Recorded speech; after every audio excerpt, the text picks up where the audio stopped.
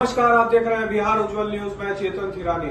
आइए देखते हैं आज की ताजा। संवेदनशील नहीं है, सरकार की हद हो गई। केंद्रीय शिक्षा मंत्री बोल रहे हैं कि पेपर लीक नहीं है कोई तो पटना में 19 लोगों की गिरफ्तारी क्यों हुई? अभी जो है आपको छत्तीसगढ़ में गिरफ्तारी हुई, राजस्थान में गिरफ्तारी हुई, गुजरात में गिरफ्तारी हुई।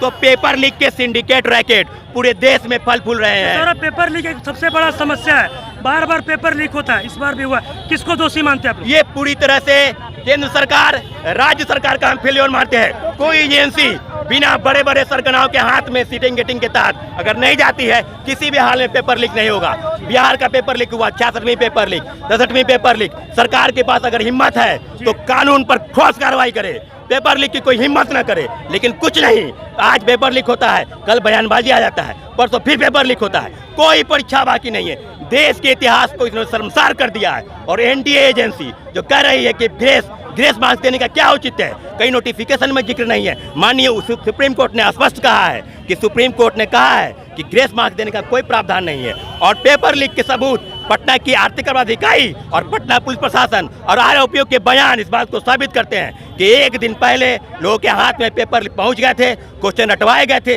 इसके बावजूद भी केंद्रीय शिक्षा मंत्री बयान दे रहे हैं। इस बात को साबित करता है कि सरकार सिर्फ सरकार बनाने में लगी है, छात्रों अभ्यर्थियों के हक में कोई फैसला नहीं करना है।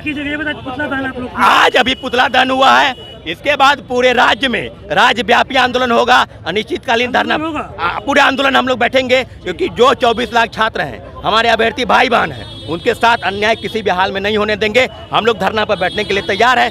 निश्चित रूप से पेपर लीक हुआ है, सीबीआई इंक्वायरी की मांग करते हैं और माननीय प्रधानमंत्री से आग्रह करते हैं हाथ जोड़कर कि तीसरी बार गारंटी के साथ आपको बैठाए हैं तो युवाओं पर ध्यान दीजिए, छोटे भाई बहन बच्चों पर ध्यान दीजिए। माओ से अगर नहीं करना चाहते हैं तो आप भी हाथ खड़ा कर दीजिए। हम लोग समझ लेंगे कि अब कोई सरकार से, किसी भी गवर्नमेंट से कोई भरोसा नहीं है। हम लोग पेपर देंगे, मान के चलेंगे कि इसका भी पेपर लीक होगा और हम लोग चिल्लाते रहेंगे, पेपर रद्द नहीं होगा। निश्चित रूप से सारी एजेंसी शिक्षा माफियाओं के हाथ में चली गई है। हम लोग सरकार से आग्रह करते हैं, पेपर लीक हुआ है, रद्द कीजिए, यही हम लोग की अंतिम डिमांड। ऐसे ही तमाम खबरों के लिए आप सभी बने रहिए हमारे साथ और देखते रहिए बिहार उज्जवल न्यूज। अब तक हमारे YouTube चैनल को सब्सक्राइब नहीं किया है तो जल्दी से सब्सक्राइब कर लीजिए।